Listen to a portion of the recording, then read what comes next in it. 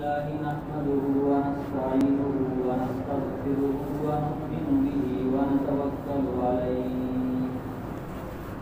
ونعوذ بالله من شرور أنفسنا ومن سيئات أعمالنا ونعوذ بالله من شرور أنفسنا ومن سيئات أعمالنا من يهده الله فلا مضل له ومن يضلله فلا هادي له ونشهد أن لا إله إلا الله وحده لا شريك له ونشهد أن سيدنا ومولانا محمدا عبده ورسوله أرسله بالحق بشيرا ونذيرا وداعيا إلى الله بإذنه وسراجا منيرا صلى الله عليه وعلى آله وأصحابه وأزواجه وذرياته وبارك وسلم تسليما كثيرا كثيرا أما بعد فأعوذ بالله من الشيطان الرجيم بسم الله الرحمن الرحيم من عمل صالحا من ذكر أو أنثى وهو مؤمن فلنحيينه حياة طيبة ولنجزينهم أجرهم بأحسن ما كانوا يعملون وعن أبي هريرة رضي الله تعالى عنه قال قال رسول الله صلى الله عليه وسلم إذا أحسن أحدكم إسلامه فكل حسنة تعملها تكتب بعشر مثلها إلى 700 وكل سيئة تعملها تكتب بمثلها حتى لقي الله أو كما قال عليه الصلاة والسلام صدق الله مولانا العظيم وصدق رسوله النبي الكريم. بزرگوں، دینی بھائیوں، اللہ تعالیٰ کا احسان ہے، اس کا شکر ہے کہ اس وقت ہم دین کی نسبت پر اور دین کے نام پر جمع ہوئے ہیں۔ ہمارا یہ جمع ہونا کسی دنیاوی غرض یا مال کمانے کے لیے یا دنیا کا کوئی اور فائدہ حاصل کرنے کے لیے نہیں ہے۔ اس وقت چھوٹی چھوٹی بستیوں کو چھوٹے اجتماع اور چھوٹے جوڑ کے نام سے جمع کیا جا رہا ہے تاکہ محلے کے لوگ، اس بستی کے لوگ دین کے تئیں اپنے ایمان اور اپنے اعمال کے تئیں فکر مند ہو جائیں اور فکر مند ہو کر کے ان کو انجام دینے والے بن جائیں۔ ہمارا جمع ہونا خالص اسی لیے ہے، اور ہم لوگوں کو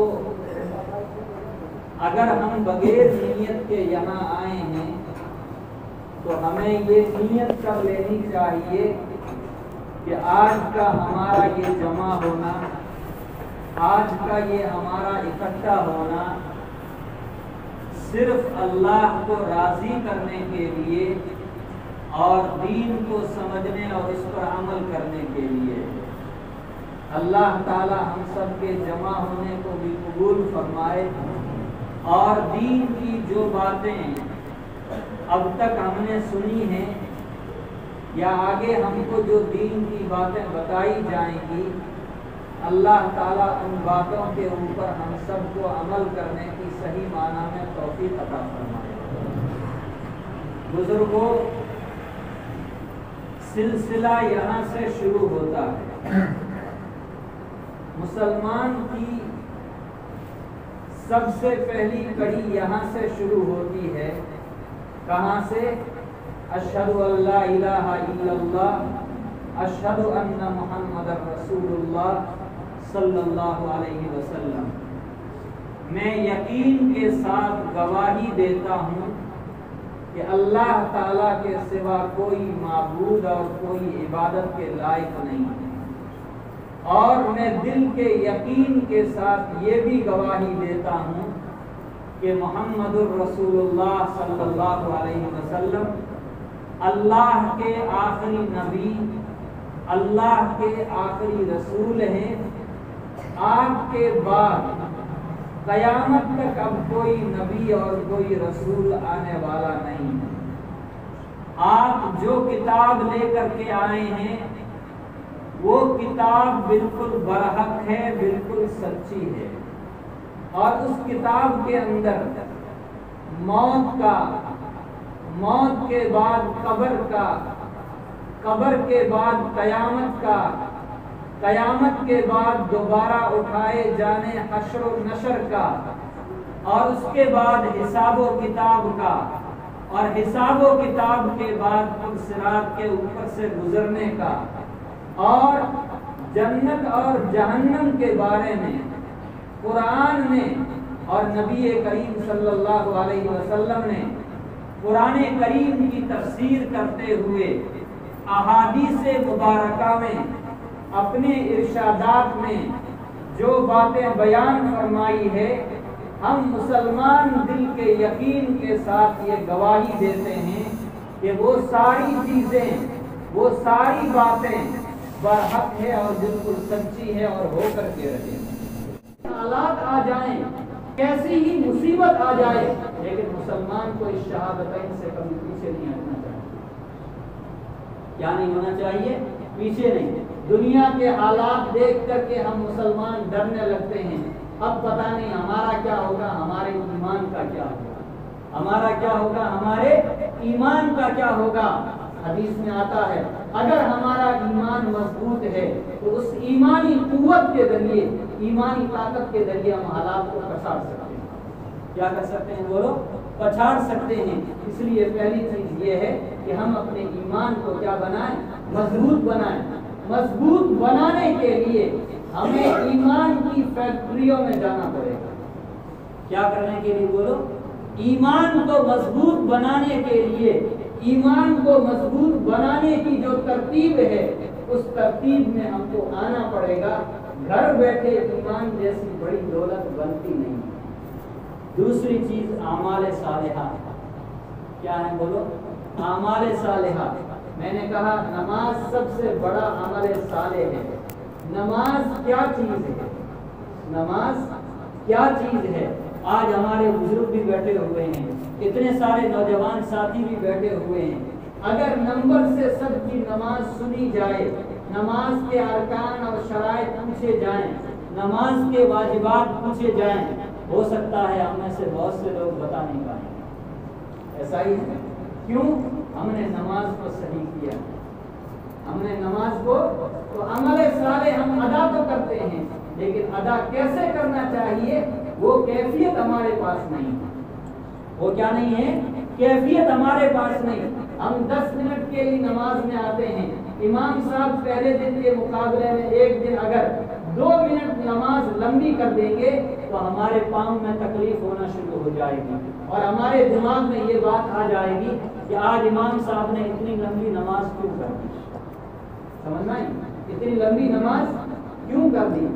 صحابہ کرام، اولیاء اللہ، بزرگان اعظام کی تاریخ پڑھیں گے ہم، بہت دور جانے کی بات نہیں، 100 سال 50 سال پیچھے کے، 30 سال 40 سال پیچھے کے اولیاء اللہ کی ہم تاریخ پڑھیں گے تو ہم کو ملے گا رات کو 2-2 گھنٹے 3-3 گھنٹے اٹھ کے وہ نمازیں پڑھتے تھے، پاؤں میں ورم آ جاتا تھا، سوزن آ جاتا تھا، پھر بھی ان کو نماز پڑھنے میں لذت آتی تھی۔ کیا آتی تھی؟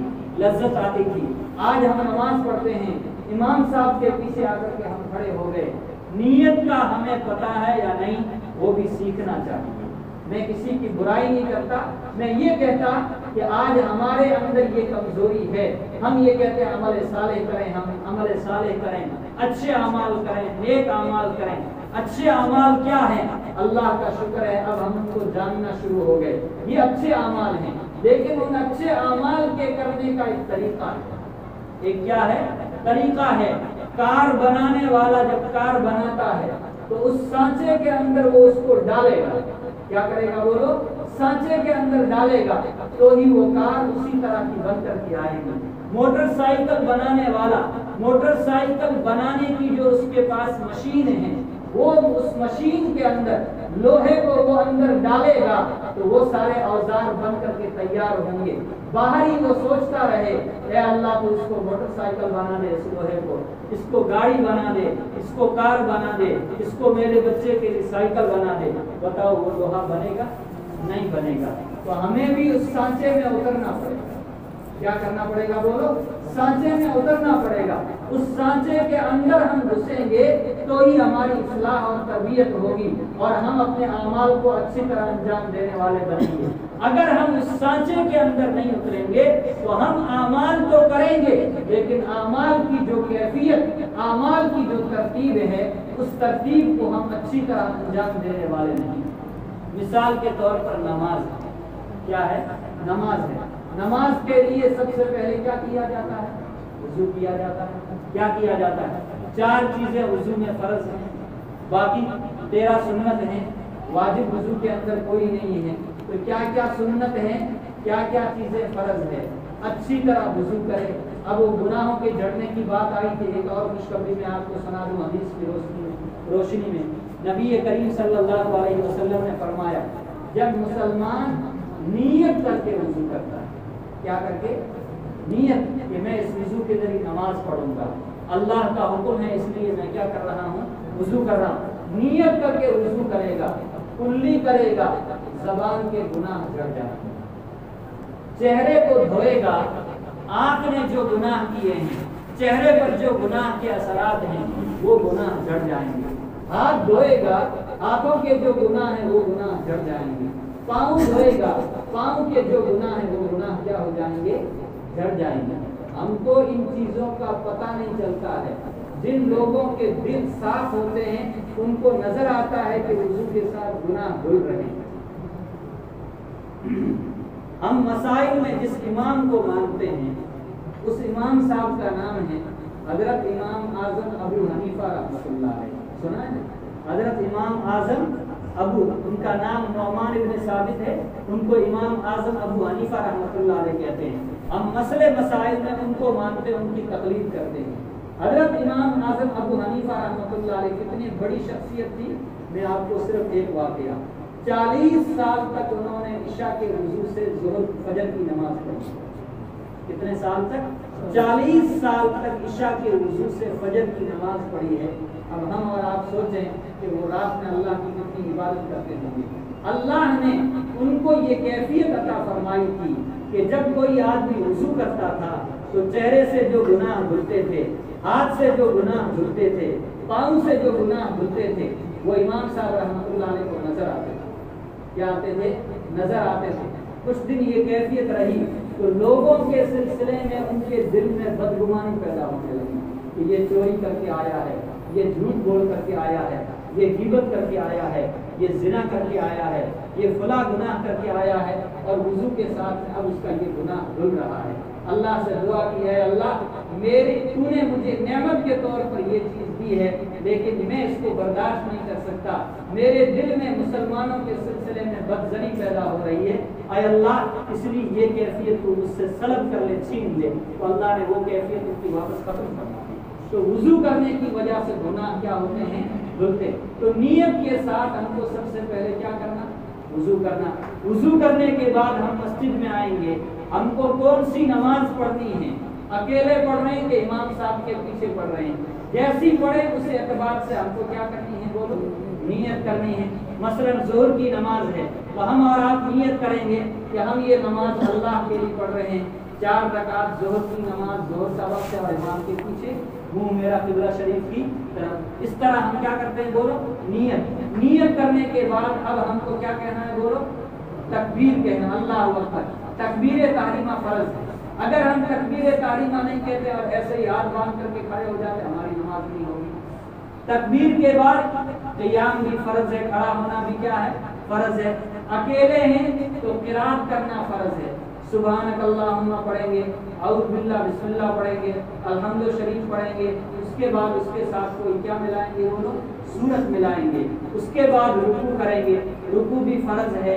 फिर रुकू से क्या होंगे, खड़े होंगे। फिर कहाँ जाएंगे, बोलो, सजदे में जाएंगे। सजदा करना भी क्या है, बोलो, फर्ज है। आखिरी कादा करना भी क्या है, बोलो, फर्ज है। अब ये नमाज की एक कैफियत है, इस कैफियत का हमें इल्म होना जरूरी है। अगर इल्म होगा तब ही ये हमारा अमल हमारे सालेह बनेगा, नेक अमल बनेगा। और अगर हम ऐसे ही आए और इमाम साहब के पीछे खड़े हो गए और हमको याद नहीं है, सूरत याद नहीं है, सुबहानक अल्लाहुम्मा बिहम्दिका याद नहीं है, रुकू सजदे की तस्बीह याद नहीं है, तो हम रुकू सजदे की बनावट तो कर लेंगे, उसकी शक्ल तो बना लेंगे, लेकिन जो काम अमल सालेह होना चाहिए, हमारी वो नमाज जो अमल सालेह होनी चाहिए, वो हमारी नमाज क्या नहीं बनेगी, बोलो, अमल सालेह नहीं बनेगी। इसलिए ईमान के बाद अमाल सालिहा सांचे में ढले बगैर हम अंजाम नहीं दे सकते। इसलिए अब हमारे बुजुर्गों के पास क्या सांचा है, नौजवान साथियों के पास, बुजुर्गों, बच्चों के लिए तो सांचा मकतब और मदरसा क्या है, मकतब और मदरसा। बुजुर्गों के लिए अल्लाह वालों ने ये दावत और तबलीग की मेहनत, या बुजुर्गों के पास जाओ, उनकी खिदमत में रहो, 10 दिन रहो, 20 दिन रहो, 15 दिन रहो, और जाकर के उनके पास बैठ कर सीखो, जिक्र करो, तो दिल साफ होगा, आमाल के ऊपर जमने की हमारी तरतीब भी मजबूत होगी। ये 2 तरतीबें हैं, या तो दावत और तबलीग में निकलो या खानकाहों में बुजुर्गों के पास में जाकर के बैठो। इन 2 मेहनतों में से कोई एक मेहनत हमको करनी पड़ेगी, और इन दोनों में से भी कोई नहीं कर सकते हैं तो पाबंदी के साथ रोजाना इमाम साहब के पास आओ। रोजाना कहाँ आए, इमाम साहब के पास में। कौन सी चीज फर्ज है उसको सीखें, कौन सी चीज वाजिब है उसको सीखें, कौन सी चीज सुन्नत है उसको भी सीखना हमारे लिए क्या है, बोलो। देखो बुजुर्गों, नजात तो कलमे की बुनियाद पर एक दिन हो जाएगी, लेकिन उससे पहले भुगतना पड़ेगा। क्या करना पड़ेगा, बोलो। अगर भुगतने की हमारे अंदर सकत और ताकत है तब तो इस्लाम में मत आओ, अमाल सालिहा मत करो। और अगर हमारे अंदर यकीनन वो कुव्वत और ताकत नहीं है तो हमें अपने आप को उस सांचे के अंदर ढालना पड़ेगा। कोशिश करेंगे ना, इंशाअल्लाह जरूर कोशिश करेंगे। ये बुजुर्गों की मेहनतें, ये इनके दौड़ धूप, ये हमारे पास आते हैं, हमारी ठोड़ियों में हाथ डालते हैं, हमारे साथ मन्नत समाजित करते हैं, तवाज़ो के साथ पेश आते हैं। इनका दुनिया का कोई भला होने वाला नहीं है। ये किस लिए आते हैं, हमारी दुनिया और हमारी आखिरत बनाने के लिए। क्या बनाने के लिए, हमारी दुनिया और हमारी क्या करने के लिए, आखिरत बनाने के लिए। इसलिए हमको इस सांचे में ढलना पड़ेगा। और एक हदीस जो शुरू में जो मैंने बात कही थी, उसी ताल्लुक से एक हदीस में सुना करके अपनी बात को खत्म कर देता हूँ। नबी करीम सल्लल्लाहु अलैहि वसल्लम से एक सहाबी ने पूछा कि इस्लाम कौन सा अच्छा है, यानी इस्लाम की क्या अलामत है जिसके जरिए मैं ये समझूं कि मेरे अंदर ईमान है, मेरे अंदर क्या है, ईमान है। हुजूर ने फरमाया, इदा अहसन अहदुकुम इस्लामहु, जब तुममें से किसी का इस्लाम अच्छा हो जाए, यानी वो अपने इस्लाम को क्या कर ले, अच्छा बना ले, तो उसकी अलामत ये है, सर्रत का हसनत होगा, जब तुम कोई नेक काम करो तो तुमको खुशी हो, और जब तुम कोई बुराई का काम करो तो तुमको गम हो, तकलीफ हो कि मैंने ये गुनाह का काम कर लिया, मुझे ये नहीं करना चाहिए था, और फौरन आप तौबा तायब हो जाएं, तो ये इस बात की अलामत है कि अभी ईमान जिंदा है, अभी ईमान दिल के अंदर क्या है। एक कसौटी बता दी, क्या बता दी, बोलो, एक तकड़ी बता दी हमारे दिल के अंदर कि अगर कोई काम करके, अच्छा काम करके आपको खुशी हो रही है और बुरा काम करके आपको तकलीफ हो रही है, समझ लो आपके दिल में ईमान है। और अगर इसका उल्टा है کہ برا کام کر کے خوشی ہو رہی ہے اور اچھا کام کرتے ہوئے تکلیف محسوس ہو رہی ہے تو سمجھ لو کہ ایمان غائب ہو چکا ہے، ایمان کیا ہو چکا ہے؟ غائب ہو چکا ہے۔ اس لیے ہم لوگوں کو فکر کرنے کی ضرورت ہے، بہت زیادہ فکر کرنے کی ضرورت ہے۔ گناہ کے اتنے سارے اسباب ہیں کہ ہمارے لیے بچنا بہت مشکل ہو گیا، لیکن زمانہ ایسا ہے کہ صحابہ کرام کے مقابلے میں اگر ہم 10%، 20% نیک کام کر لیں گے تو انشاءاللہ تو بھی ہمارے لیے نجات کا ذریعہ بن جائے گا۔ اس کا ذریعہ بن جائے گا۔ حضور علیہ السلام نے حدیث کے اندر بیان فرمایا بھی ہے کہ آخر میں ایسا زمانہ آئے گا کہ مسلمانوں کے اوپر برے حالات ہوں گے، گناہ کے اسباب ہوں گے۔ ان حالات میں صحابہ سے کہا، اے صحابہ، اس زمانے کے مسلمان تمہارے مقابلے میں 10% قربانی دے دیں گے تو بھی اللہ ان کے ایمان کو بچا لے گا اور وہ اعمال ان کی نجات کا ذریعہ بن جائیں گے۔ اللہ تعالیٰ ہم سب کے دل بیٹھنے کو قبول فرمائے اور جس مقصد کے لیے ہم جمع ہوئے ہیں اللہ تعالیٰ اس مقصد میں ہم سب کو کامیابی عطا فرمائے۔ تشکیل ہوگی شام میں مغرب کے بعد انشاءاللہ تشکیل ہوگی۔ Thanks for watching. Don't forget to like, comment, share and subscribe to Al Wahid channel.